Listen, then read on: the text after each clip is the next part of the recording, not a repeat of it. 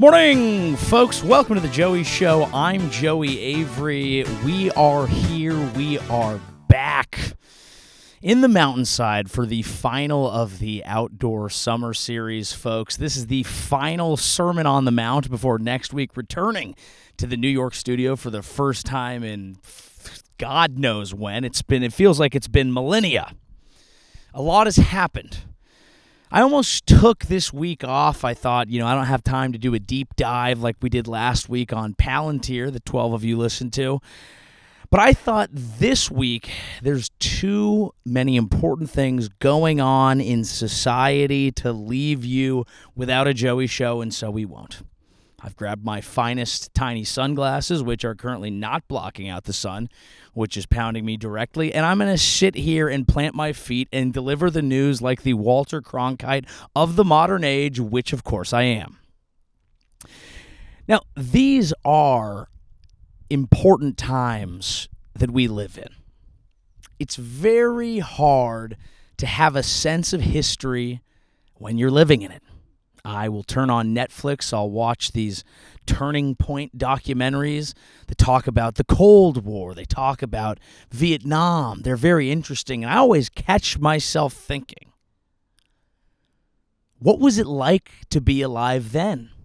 How would I have acted? We have this interesting thing that we do as humans where we assume we missed out.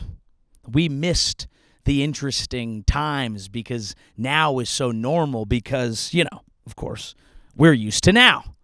And we're not interesting. We're not remarkable. We're not whatever. Our pants are just what they are. We look back at the pants people wore 30 years ago. We say, bell bottoms? My God, who invented such a thing? But the fact of the matter is we do live in interesting times. Our children, our grandchildren, perhaps the robots that we own that do chores for us, we'll all wonder what it was like to be us now, living in interesting times. What am I talking about? Right? What am I getting at? Am I talking about the things Trump is doing with the Fed? Am I talking about our involvement in foreign wars and the ramifications of our own morality and how we've spoken? No. I'm talking about the changing of the Cracker Barrel logo, folks. Yes, there are things that happened this week that will echo in the halls of eternity. Taylor and Travis getting engaged. This is a big, juicy dumper of a week. Now, the Cracker Barrel logo may seem trivial. Who even goes to Cracker Barrel? What do you play the T game? What do they even have there? I don't know. They did a logo redesign heard around the world. They tried to come up in here with some minimalist bullshit that frankly might have been an interesting attempt at an AI-made coffee shop 11 years ago when minimalism was in. I don't even think what they're doing is modern. Fire the people who I want to become a logo designer, and no, not a good one. Just one of these people that walks around and says, we smoothed out the outer rung of the C in your name, because what that communicates to people is the streamlined authenticity of your AI data management platform. We all know it's bullshit. We know it's bullshit. Okay? What are we arguing about? Font? We're arguing about font. Well, what Cracker Barrel did is they got rid of the two things in their logo. The barrel, and let's be honest, the cracker. There was a white man sitting next to that. There was a cracker and a barrel. Now, that communicates something, doesn't it? Now, I don't like how we as a society get bogged down in the politics of everything. Because some people saw this logo design, they're like, Cracker Barrel's going woke. They're afraid to have an old white man. Look at the logo. He's yellow. Could be anything. Could be an Asian man. He's basically the emoji thumb. He's a yellow creature. But sure, maybe it's a white guy. Maybe it's not. The reason you don't change the Cracker Barrel to your shitty new smoothed out Helvetica-ass nothing badge is because that distinguished you. We want to connect with the younger people. The younger people like old things. The younger people don't like plain font. What are we doing? Of course, Donald Trump weighed in on the situation and basically said, if you guys are smart, you will listen to the customers. The greatest poll there is, he called it. And if Cracker Barrel is smart at all, they will change their logo back. They will bring back the barrel, and they will bring back, yes, the cracker. And you know what? He was right about that. This was not about race and politics. This was about good logo design. And I don't agree with Donald Trump on a great many things, but he was right. This was one of those moments. We talked about this with the whole Sydney Sweeney debacle. We discussed it. Marketing people are not leaders. Let's call a spade a spade. Marketing people are not leaders. They are not leaders of society. They are followers. They see one trend. They go, oh, I want to do that too. That's fine. That's their job. It's okay. I'm not trying to be critical. It's okay if you're in marketing, sweetheart. I was too. But now I'm a leader. Okay?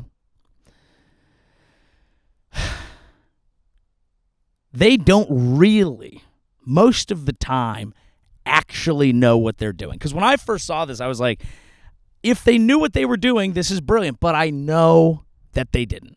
I know they didn't. And if they're smart, they will follow. You've made a moment. You don't always know how to make a moment.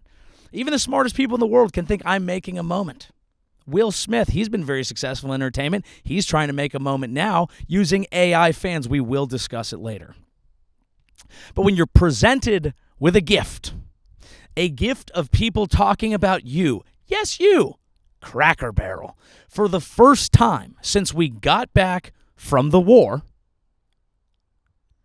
you take advantage. You change it back. And you say, like, what they should do is come out with a campaign that is just like full, like they should turn the man in the barrel into a full-on mascot and be like, yeehaw, come on now, one now, two down, now, square dance on down now, go down now to the Cracker Barrel. If they had any gumption, testicles, balls, or sense, I would send a lute. Is that the instrument people would play? A harmonica at least. Okay? Give everyone a stick and bindle. Go fall down, Cracker Barrel now. Go down, Cracker Barrel. That's what you should do. I've never been to a Cracker Barrel in my life. To be honest, I was proud of that until this moment. Now I'm like, what's all the fuss about? What's all the fuss? What is there? What is at the Cracker Barrel? It's a great mystery to me.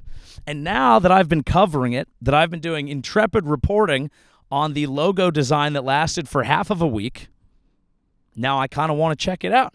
I want to ride the rails down to the Cracker Barrel. Going on down, see down. I'm ready to check it out. So you know what? Good on the marketing people at Cracker Barrel for having a moment and saying, hey, you know this agency that we spent $500 million probably, some ridiculous amount of money, is what they hire these design people to go, your font is actually giving the past, and what we have is a series of handmade fonts that will subtly imply to people that you're going towards the future. Cracker Barrel's not about the future. It's about the past. But sometimes you have to go back to go forward. They have a little game. You stick T's in it. That's all I know. But now I'm interested in finding out more. So good on the people for being reactionary. That's the best thing you can do as a marketer, is react. See what's going on. Hop on. Jump in. Pile on. Dive in. And just vibe. You're not leaders. Don't try to be. Okay? And when you take away a beloved old man sitting next to a barrel, and your name is still Cracker Barrel. That's the thing. If you had a different name, okay, if it seemed like if your name was Java House, We can lose the man in the barrel, and I might not even need a cacao bean or a coffee bean, which would make more sense. It doesn't matter. The point is you got to know who you are. And companies forget who they are a lot because every time you hire someone new, they go, well, we got to shake things up. We got to shake things up. We got to do things new. We got to look forward. You don't. You don't. You just got to do what you do. But this is a golden opportunity for them, and they seized it by going back to what it already was. So good on them for being smart. And they'll probably see a little bump. I wish I had done their stock dove after they changed the logo. And I thought maybe I'll buy in. I love cancel buying stocks because usually they'll fucking do something and boom, they're back. Look at them, they're back. They're probably having a nice little bumperoo. And yes, in that sense, I meant they're having cocaine. Mailman coming up on me. You know, these tiny sunglasses that I bought were kind of a fun gimmick. I thought it would be a distinguishing look for the show, but I didn't realize I'd be sitting directly in the sun. Boy, do they not work. And boy, is it going to look like I've been tanning with pennies on my eyes. That's okay.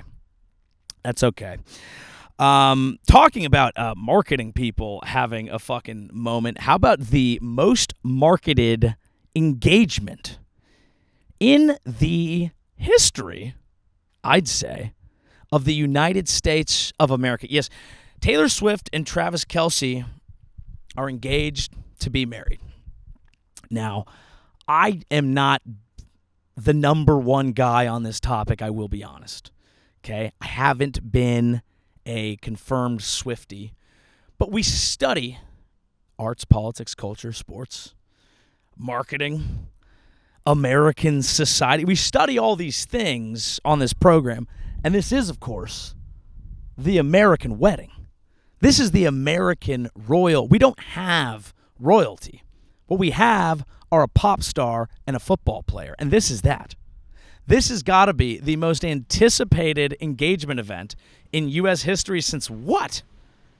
Joe DiMaggio and Marilyn Monroe. It's that level. Is there something I'm missing? Please let me know in the comments. There's probably some like reality thing that people, but no one cares about that. People don't care. You pretend to, but it's sport. No, this is real to people. This is so real to people that I've never seen so many random people just story sharing. Like story sharing this story like it was someone they knew. People are so invested in the story because she writes her songs about heartbreak. And now maybe she's finally found the person who can make her whole. Gosh, no, not to be gross. What's been interesting about it, to me, in addition to the general obsession, is how it's played out in politics. Now, it was shocking to me that Donald Trump was gracious about it. That's not in his nature. He's said nasty things about them before, but I think he was like, hey, you know what? Let's not go crazy.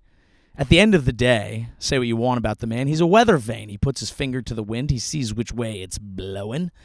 And he didn't want to go against this hurricane. Hurricane Killer Trav and Taylor. Now, Charlie Kirk has exemplified a really odd perspective from the right on this, and let's discuss it, shall we?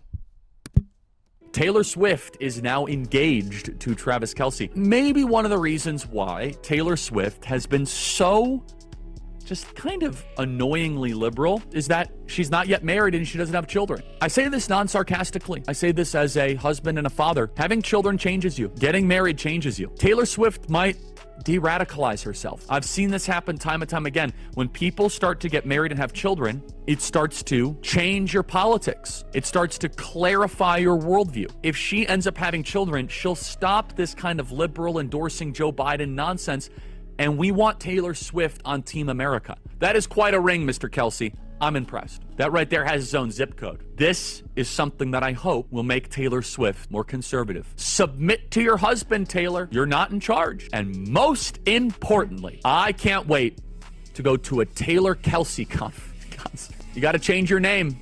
If not, you don't really mean it. Well, there's a lot to unpack there, Mr. Kirk. Now, let's start by being fair. I can understand the idea, the concept here that being married and starting a family does make you a better person. I've seen it happen to people in my own life. It's something that I plan to do. I get that, sure. That being said, there's a lot of assumptions there that are just fucking insane. Number one, the idea that just by getting married she'll automatically become conservative is a rich and interesting one, considering that where I sit right now in the Bay Area, there are more married mothers with children that have lawn signs that make me want to become a conservative. There is a lot of in this house we believe. There is a lot of virulently anti-Trump, anti-conservative, anti-all that sentiment coming from happily married people with kids. So that's just flat out incorrect.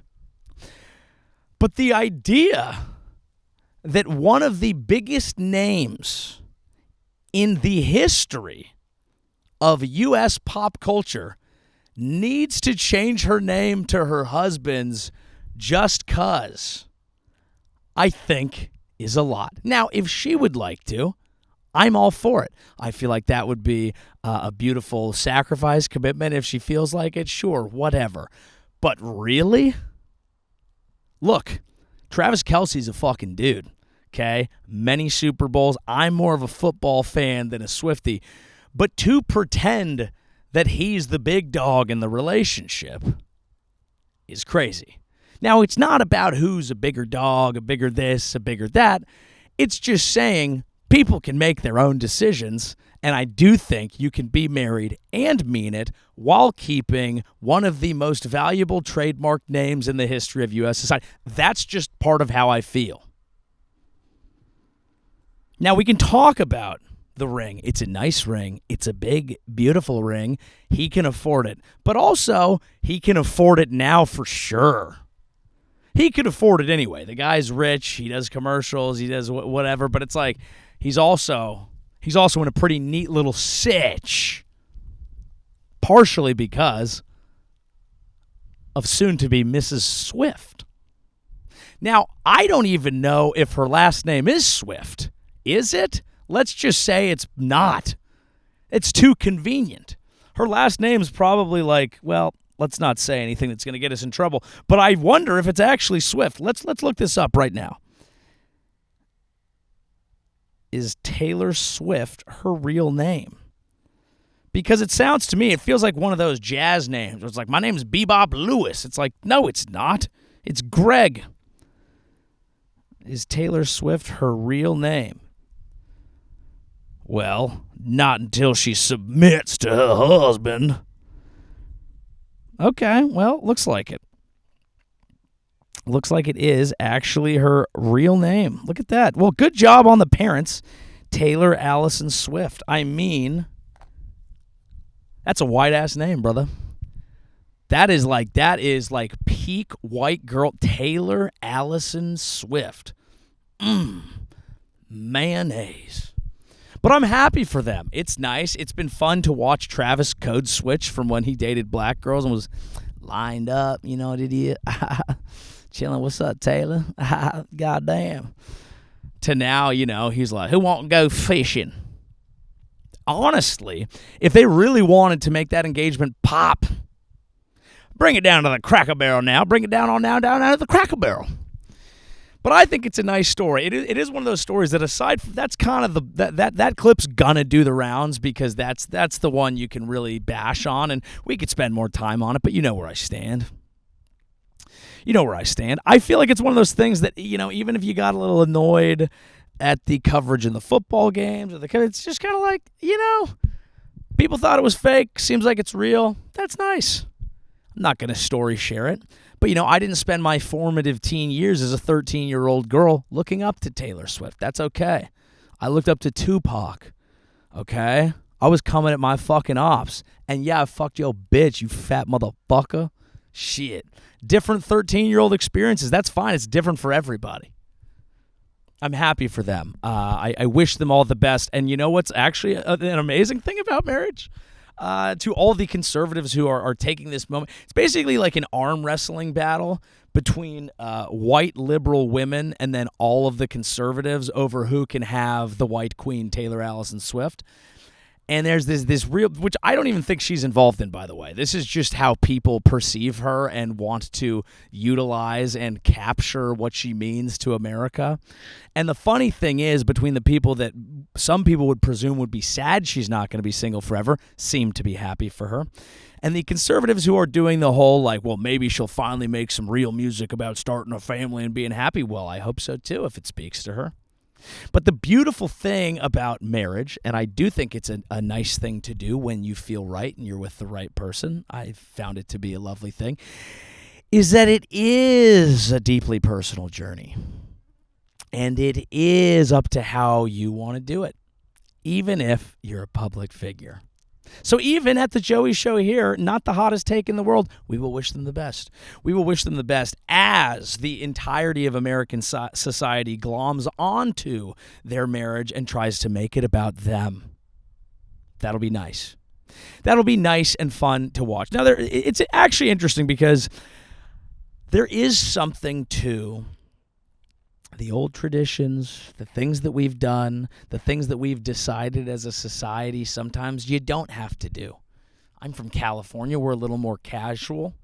Do your thing. Go to Burning Man. Have sex in the Orgy Dome. Looks like there's a dust storm. Orgy Dome's called off. I'm sorry for the people of the Orgy Dome. I am. I hope that you can have an orgy in your tent and that it's a big tent with a lot of sex in it.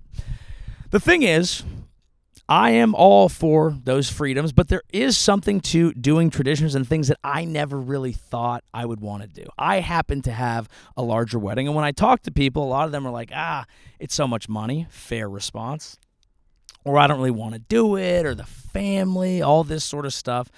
And I totally understand, and it's a personal journey, and your decision is not going to be the same as mine. But I've realized the value in going through and just doing stuff that can be hard or expensive or time-consuming, because there is a reason we've been doing these traditions time after time after time again as people, because they signify something and they seem to work. So this last week, one of the harder things I've had to do in a long time, we had to do a celebration of life for my dad. I will take off my tiny glasses for this segment. And it was hard. It was one of the more challenging weeks I've had ever, and certainly since he passed away, because it was filled with going through photos, putting together memory boards, doing wording on the obituary, on making programs, on how you want to. And then all the annoying things. How much food should we get? How many people are going to come? How do we make a website? How do we do this? Going through hours and hours and hours of family footage to make a video, and thinking about it so I could make a speech, and all these things that you're like, they're getting in the way of my life and work. And what you realize is, of course, that your work is not your life. Your life is your life, and your work supports it. But going through the steps and the process to put on a public event for other people, to proclaim something that is important to you, in this case, that I love my dad, I'm going to miss him, and all the thoughts that I have about him, and even some of the more complex aspects of his nature, and being with the friends and doing all that. Like, yeah, it would be easy to say, oh, maybe you could save the money, or you could save the time, or he wouldn't have wanted, and none of that would have been true, but you could talk yourself into it. And what I realized, even though it was one of the more stressful weeks in terms of time, it was one of the more stressful weeks in terms of crying all the time, was that all really helped. And doing a good job with something like that becomes an important step in the process that will never end as long as I live, of going through the grief of losing my dad, who I loved. And, I don't want to get into the specifics, because people who were there, like, it was awesome, and it was important. And one of his favorite bars didn't exist anymore. So we did this bar crawl after with people who wanted to stick around, and we took a shot out front of the bar, and it's just all these like tiny things. And even after the event, running into bartenders who knew him, and hearing stories from people I didn't even expect. And it was all, intense. And I haven't cried that much in a week since I shot out of the since I was a baby. But it was like good, and it was helpful. And then you go and you face the rest of your life where you don't have that big hoopla, that thing that presents as stressful, that thing that, was giving us anxiety all week, that you go, oh my God, I can't wait to be done with it. And then of course you are, and you're like, oh no, it's over. We don't get to do that again. We don't get to spend this concentrated time. We don't get to bring everybody together. But it was just a good lesson for me in doing the hard thing, doing the thing that people long-term have decided is important in the process of going through life, which, as we know, we are not the first generation to do. But we are living in important and historic times. And that's why I wanted to lead off the show with Cracker Barrel, because I thought that mattered. Which I guess is to say that, like, the conservative political argument that is basically like they need to be a traditional couple because it will make them happy has a portion of truth in it. There is a true fact to the idea that some of these rituals that we go through are important in our lives. They often do make us happier, even though there's a fear that would be really easy to run away from. And when you go through them, you feel like you develop, you grow as a person, you grow as a community, you become part of something over time, something that I think a lot of us in the digital age feel like we're missing. And when you have those moments, they're important and they feel good. But the thing that is missing there is when you're using it because it's fitting a particular worldview that you just want to get out there, is everyone's journey is incredibly personal. And how could you possibly know the working ins and outs of someone's relationship and what's going to be right for them, whether they should have a big or a small wedding, or a long engagement or a short engagement? You can say what you think, but the most important thing for anybody when you're going through these big life moments is making sure that it's personal and right to you. And for that, you can only look within yourself. But if you look on my website, joeavery.com/live, you will see a lot of tour dates, folks. Good tour dates hanging out through the end of the year. And we got some new ones coming up into 2020. What's next? 2026? Fuck! That's brazy, dog. That's brazy. All right, let's hop into a little Will Smith. All right, folks, Will Smith is not well. And by that, I mean he's making music again. He's on a tour. He's obviously doing big venues. Does he sell more than ya boy? Probably, yeah, definitely, for sure. But he's the Fresh Prince. He's the Fresh Prince, and I'm the Rotten King. Here's a video that he put out. I'm just going to play it now. I don't think I can use the music. I imagine I'll get copyright stricken. But it's emotional music, and he's out there, and you see a lot of lights. The lights are out. All of the lights, all of the lights. Now, you'll have to keep your eye out, because eventually he does some crowd shots, and these are being widely panned as obviously AI, and the reason that some of these are being panned for AI is because it's fucking obvious, and we can tell, William, Mr. Smith. Yeah, look at this. They're holding up their signs. They're holding up signs, and some of the freeze frames, they're holding up extra hands, and they look a little weird. The hands are always... This guy's saying one of his new songs got him through cancer. I don't even know the timeline on that. Not a lot of people turning to Will Smith's newest music to go through medical things, I'm sure. But you know what? But hey, if they are, that would be fine. The problem is this is obviously AI. And there's two things to discuss here. Number one is the crashing and burning of Mr. William Smith, a very accomplished, very successful man and father and husband and felon who hurts comedians. We don't forgive you, Will. Okay. One is the odd space that he has found himself in. Someone who has it all but is missing something. And that's okay. That happens to all of us. The other is what I think is going to be a rich and proud tradition of aging celebrities trying to use new forms in AI tech to be cutting edge and not realizing they are looking twice as cringe as they could have ever imagined. Now, there is a long-standing rivalry between old people and technology. Doesn't go well. It never goes well. My grandfather hated the dishwasher. Her name was Consuela. I'm kidding. It was his wife. I'm kidding again. He hated the mechanical dishwasher. He was like, well, God damn it, I'll just do it myself. Didn't believe in it. Didn't know how to use it. It scared him. It makes sounds in the middle of the night. It leaks and it gushes. There's a lot of things to be scared about. I understand. Maybe he even ate the Tide Pods. I don't know. It's not even a dishwasher thing. That's not the point. The point is he hated it, and he never wanted to use it. And then all of a sudden, he got over that fear, and he wanted to use it a lot. He wanted to use it too much. He was smashing plates in that motherfucker like you wouldn't believe. Yes, you. You, the one who's like, I always got room for another plate. Yes, you. He was crazier than that.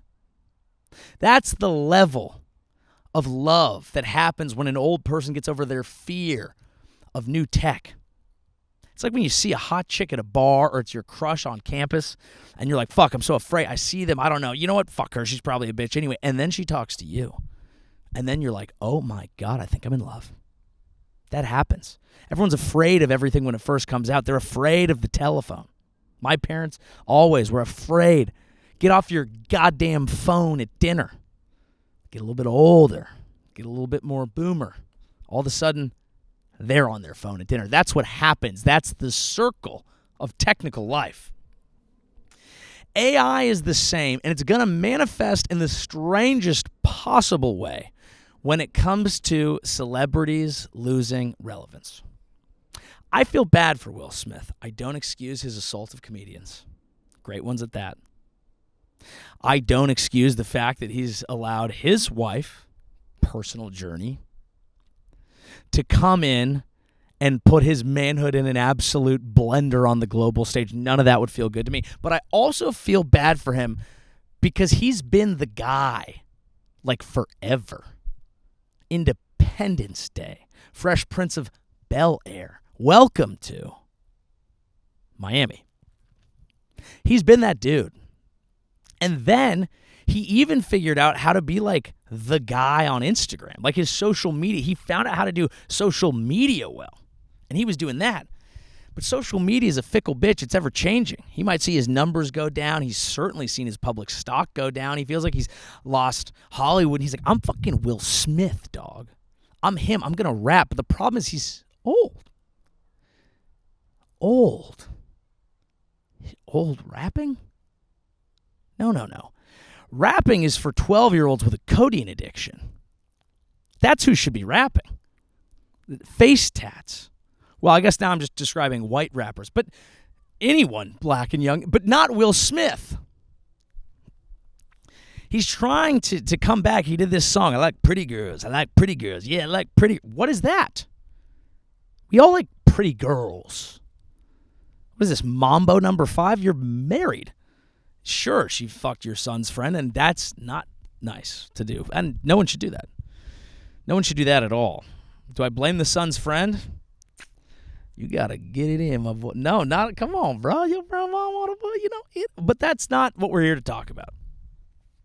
So Will Smith feels it all slipping at once, and he goes, let me get back on the mic. That alone is embarrassing. It's tough.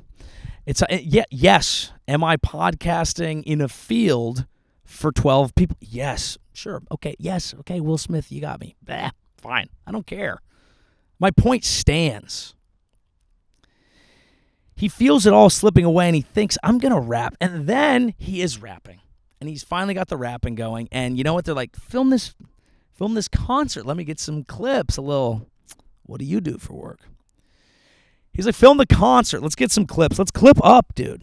It's a clip-based economy. The United States runs on Duncan? No, it runs on clips. So Will Smith goes, I'm going to make, he's like, and I empathize with this because sometimes I'll be like, that show is lit. And then I'll look at the footage and I'm like, I might have to fire my cameraman because the reality that he captured does not feel like the reality I experience. And you know what I don't do, William F. Smith? Go to artificial reality. You can't do AI because we know, man. We know we've all been futzing around with it. We are the youth. Yes, me in my 30s compared to you, Will. Yes, we know when you're faking it. Still, you can't fake it. It's cringe, man.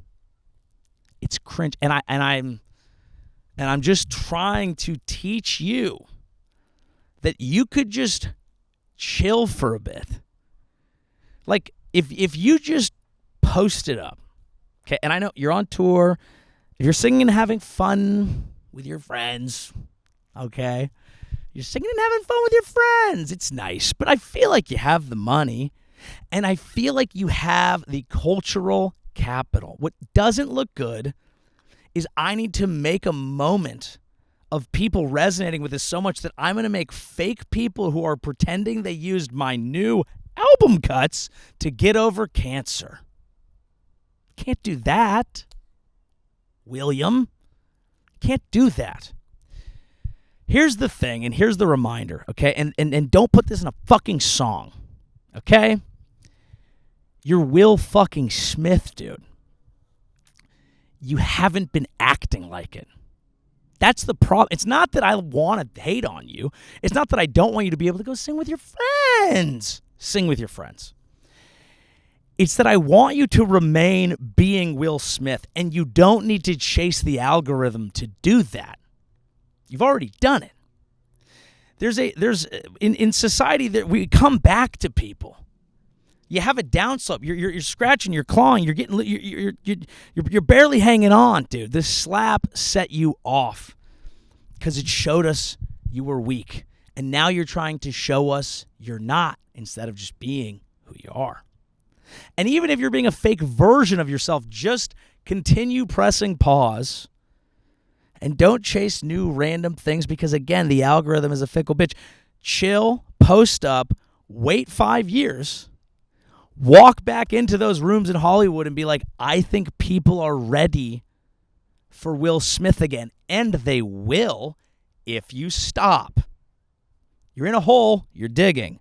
Cut it out. Stop digging. Stop digging. We come back to everything. Like even Drake, I feel like he's coming back, but it might be a bit early. Just chill for a bit because eventually people will just kick it for a while. I'm like, you know who we were fucked up to? I don't need to bring this up on every show, but I will. I went to a Creed concert. Creed. Creed. Creed. One of the greatest musical experiences of my life. And it's because we as a society realized we were ready for Creed again. We missed Creed. We wanted Creed back. So we got him back. We're going to want you back, Will Smith. We will. But not if you keep trying to shove it down our throats. Don't be thirsty, dog. You're Will Smith. You're going to be okay. Who I don't know if they're going to be okay is Lil Nas X. Pop culture show today, huh? Hot celeb goss in the field while getting a sunburn on my face. Lil Nas X was out in Los Angeles. Tighty whities, boots, quite a fit. Lil Nas X was out, and it appears that he had some sort of psychotic break. And I got to be honest, I was late to this party because when it first happened, I was like, the king does it again. Another album promo for Montero. And then I saw he was facing several felony counts for assaulting a police officer. Initial reports were that he was on drugs. There were some of the courtroom footage. His lawyer is saying there's actually no proof that he was on drugs, so he was just the tighty whities were a choice. So I went to his Instagram to just kind of see like what he was posting in the days prior, and this was not encouraging.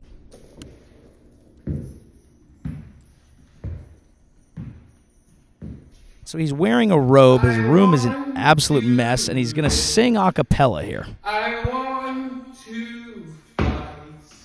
I want to live a wondrous life.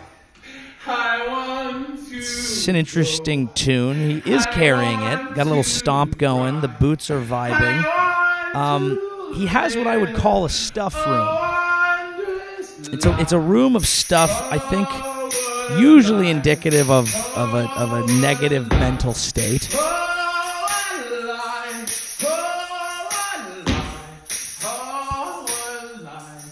And if the tambourine isn't telling you something's up, then the decor certainly does.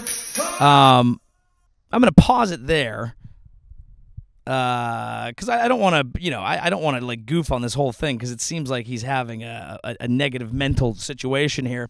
Although I did see he has spoken. He broke his silence and he said, "Your girl's going to be okay." So it seems like he had some sort of psychotic break, or either that or they didn't catch him on the drugs. But drugs can trigger a psychotic break, and you can go into them on them. And I think this is just one of those cases where really close to a great album promo, because I thought that's what was happening. And I'm sure he'll turn it into one reactionarily. This is kind of a Cracker Barrel situation. But what concerns me is he's a young person, okay? And he's had fame at a very early age and bombastic enough to poke the bear in as many ways as he can. I think he did some Satan blood shoes. Of course, he fucked Satan in a video, and he's been very successful. But his success has always been big swings, big moments, big zeitgeisty things, and then not at the level of someone who can just like sell tickets to a solid, deeply built group of fans. And my concern is, of course, it looks like he has some, predisposition to go through it from time to time. My concern is someone who has to chase the dragon like that socially, whether or not he's on drugs. That is a drug. We know it's a drug. Fame has always been one of the scariest, worst, and hardest to deal with drugs. And I tie it in with the Will Smith stories because these are different people, different scenarios. Will Smith is not having a psychotic break. Let me be clear. He's not facing 3 felony counts. And Lil Nas X is not on the back end of his career, and he did not hit Chris Rock, although he might have hit Deputy Chris, which is worse, probably. But either way, this world that we live in, where stars, even bona fide stars, people who have achieved things that people in my industry would kill to taste once, can get them, become addicted to them, and it can never be sustained. It was never easy to sustain, and it's certainly even less so in the environment where an algorithm can turn on you, anything can happen, all sorts of shit, and there's no control over anything. So I'm just worried that we're going to see more of this. Let's hope not. Let's hope not. And no one should be assaulting police officers. Is your psychotic break dancing down Hollywood in tighty whities? Is that one of the more fun ways to do it? Yeah. Is it also potentially decent album promo? Yeah. But let's hope he gets well first. Let's hope he gets well. I hope he doesn't lose too much for this, and I hope that everybody just stays safe out there. I really don't know what to say, folks. I really don't know what to say. I'm glad we've covered the important stories of the day here. I know that today you were logging in, listening to the Joey Show, and hoping for a long dissertation on why the Fed should stay independent. Despite Donald Trump trying to wrestle it under his control so that he can adjust interest rates and not have tariffs hit the economy too hard, and he can just get things going the way he wants to, whenever he wants to, in the manner that he wants to. But folks, we're actually not going to do a deep dive on the Fed today because I don't wanna. I'm wearing tiny glasses, and I wanted to do hot celeb goss. Shorter ep today, folks. I appreciate you riding with me as we've done the California stint of the Joey Show. We'll be back in studio, my apartment next week. Thanks for rocking with us, and Again, as always, like, comment, share, tell a friend. Let me know what you're liking. I don't always have time to do the deep dives, but do you prefer the deep dive? Do you want to learn something deep? Do you want reactions to fun news? Do you want more guests? Do you want to just fucking vibe, dude? What do you guys want? Thank you very much. I'm Joey Avery. This has been The Joey Show. See you next Thursday. Good night. Thank God I have a podcast.